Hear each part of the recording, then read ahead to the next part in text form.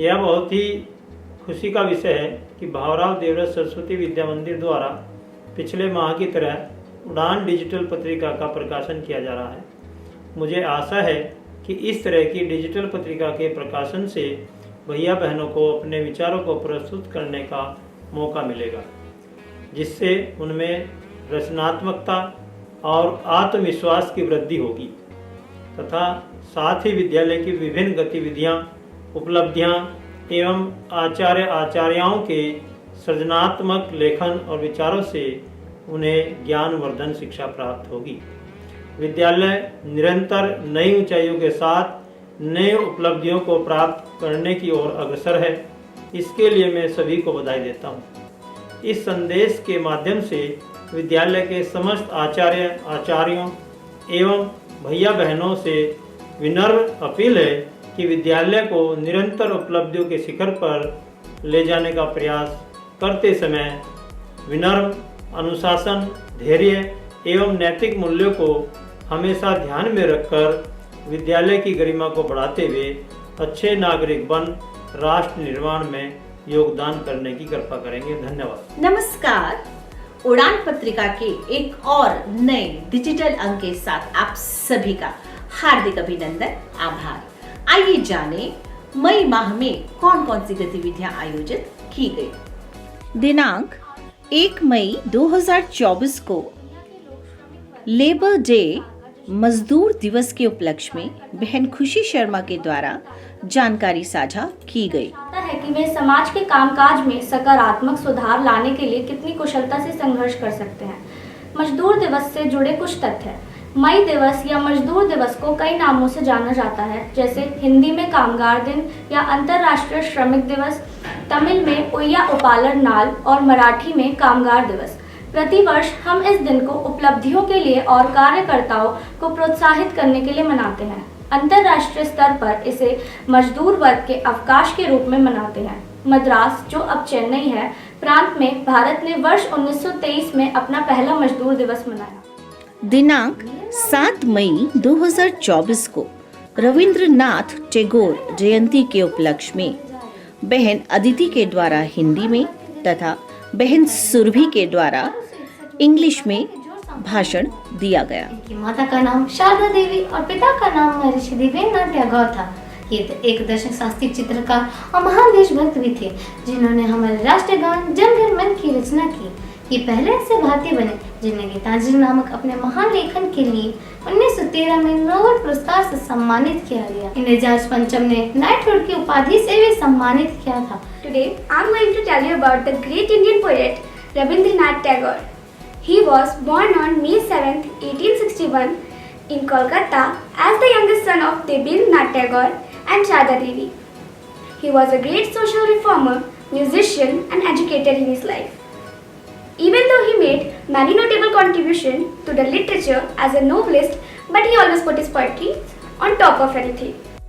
दिनांक 8 मई 2024 को वंदना सत्र में छात्र संसद के प्रधानमंत्री भैया एवं समस्त छात्र सांसदों को शपथ ग्रहण कराई गई। इस शपथ ग्रहण समारोह में विद्यालय के प्रधानाचार्य जी, विद्यालय के समस्त भैया बहन एवं आचार्यगण उपस्थित रहे।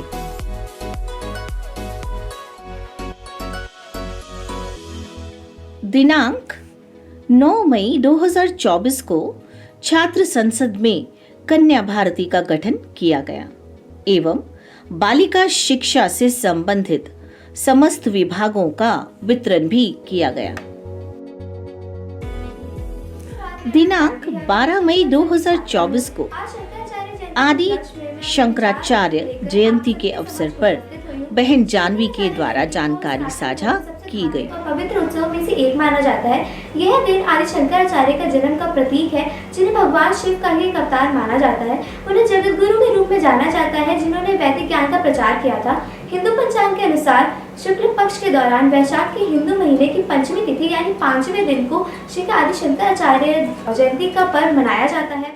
दिनांक 13 मई 2024 को सीबीएसई द्वारा घोषित बोर्ड परीक्षा परिणाम में जिन भैया बहनों ने सर्वश्रेष्ठ प्रदर्शन किया, उन सभी भैया बहनों को 18 मई 2024 को पुरस्कृत किया गया।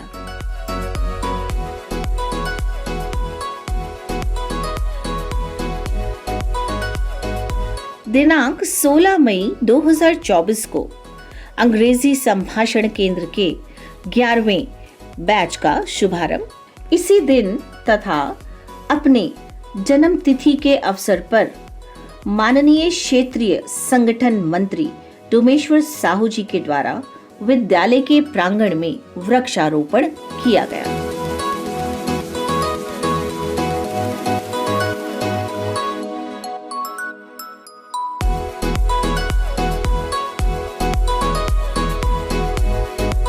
दिनांक 20 मई 2024 को विद्यालय में 6 दिवसीय क्षेत्रीय संगीत प्रशिक्षण कार्यशाला का शुभारंभ हुआ। कार्यक्रम के उद्घाटन सत्र में प्रदेश निरीक्षक मेरठ प्रांत श्रीमान विशोक जी, भारतीय शिक्षा समिति मंत्री मेरठ प्रांत श्रीमान राम वरुण जी, क्षेत्रीय संगीत संयोजक श्रीमान सुरेंद्र नाथ मिश्रा जी एवं विद्यालय प्रबंध समिति से व्यवस्थापक महोदय श्रीमान रजनीश जी, प्रधानाचार्य श्रीमान सोमगिरी गोस्वामी जी की गरिमामय उपस्थिति रही। 20 तारीख को ही विद्यालय में मातृशक्ति सम्मेलन का आयोजन किया गया, जिसमें मुख्य अतिथि के रूप में डॉक्टर वीना मित्तल जी रही तथा विद्यालय प्रबंध समिति से एडवोकेट मणि मित्तल जी की भी उपस्थिति रही।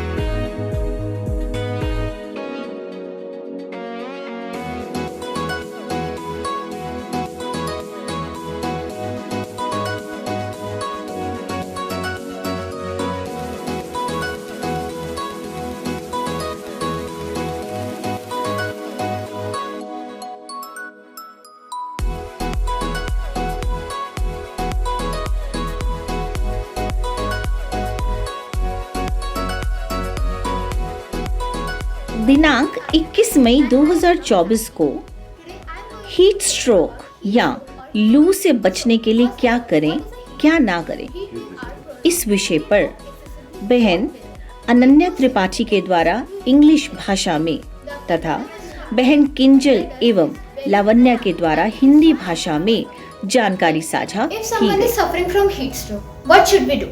If someone is suffering from heat stroke, we should cool him or her body temperature, applying ice to armpits, heads, neck and other parts of the body.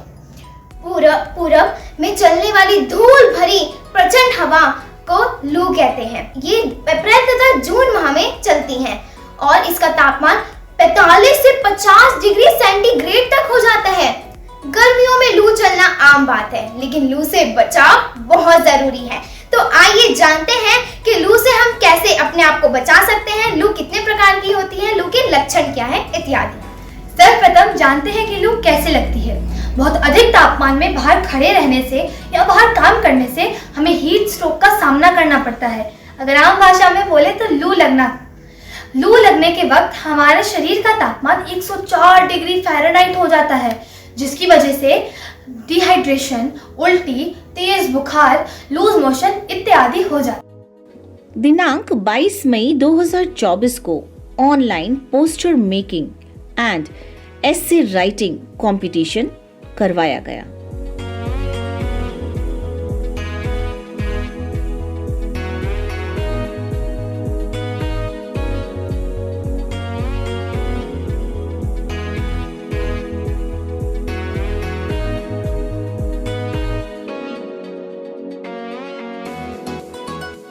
दिनांक 23 मई 2024 को विद्यालय में बुद्ध पूर्णिमा मनाई गई। राजकुमार सिद्धार्थ राजपाट छोड़ कैसे बन गए गौतम बुद्ध, आचार्य कीर्ति पांडे से जाने रोचक कथा। इनका जन्म नेपाल की तराई में लुम्बिनी नामक वन में हुआ था। पिता का नाम शुद्धोदन और माता का नाम महामाया था। कहा जाता है कि बचपन में उनके माता पिता ने ज्योतिषी को उनकी जन्म पत्री दिखाई थी। तो ज्योतिषी ने ये कहा कि या तो यह महान प्रतापी सम्राट बनेगा या कोई संत बनेगा जो कि विश्वविख्यात होगा। माता पिता क्योंकि उन्हें साधु सन्यासी नहीं बनाना चाहते थे, वे उसे महान प्रतापी सम्राट बनाना चाहते थे, इसीलिए उन्होंने सभी दुखों से उन्हें दूर रखा जिनसे व्यक्ति सन्यास की ओर प्रेरित होता है। उन सभी दुखों से उन्होंने उन्हें दूर रखा और विलासितापूर्ण जीवन उन्हें जीने के लिए दिया। 16 वर्ष की अवस्था में उनका विवाह यशोधरा नामक कन्या से हो गया। एक बार उन्होंने अपने सारथी से नगर भ्रमण के लिए कहा। सारथी उन्हें लेकर गया। उन्होंने 3 लोगों को देखा, एक तो वृद्ध व्यक्ति, एक बीमार व्यक्ति और एक मृत व्यक्ति। इन तीनों को देखकर उनका मन विचलित हो गया और उन्होंने सोचा कि जिंदगी में दुख ही दुख सर्वत्र विद्यमान है जो उन्होंने आज तक नहीं देखे हैं। वे बहुत विचलित हुए और उसी रात वे अपनी पत्नी यशोधरा और छोटे से बच्चे राहुल को छोड़कर तपस्या करने निकल पड़े। ज्ञान प्राप्ति की खोज करते करते उन्होंने घोर कठिन तपस्या की और उनका शरीर बिल्कुल जीर्ण शीर्ण हो गया। तभी उन्होंने एक दिन देखा कि महिलाएं गीत गा रही थीं और उस गीत का अर्थ था, वीणा के तारों को इतना मत कसो कि वे टूट जाएं और वीणा के तारों को इतना ढीला भी मत छोड़ो कि उनमें से सुर न निकले। तो वे इस बात से प्रेरित हुए और उन्होंने उसके बाद मध्यम मार्ग अपनाया और घोर कठिन तपस्या जिससे उनका शरीर जीर्ण शीर्ण हो गया था वो वाला मार्ग त्याग कर मध्यम मार्ग अपनाया।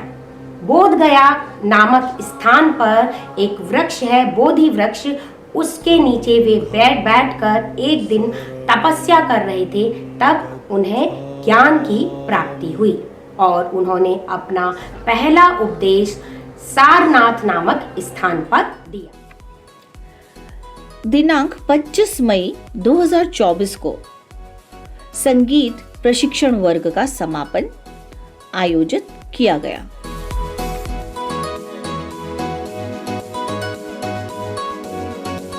दिनांक 26 मई 2024 को आचार्य विकास के अंतर्गत विद्यालय में कार्यशाला का आयोजन किया गया।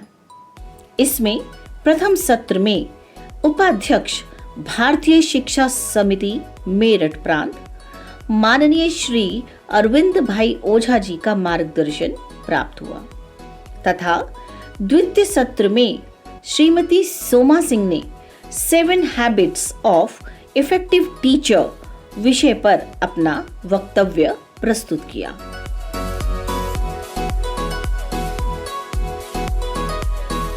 इस अंक में बस इतना ही। फिर एक और नए अंक के साथ होगी मुलाकात। तब तक के लिए नमस्कार।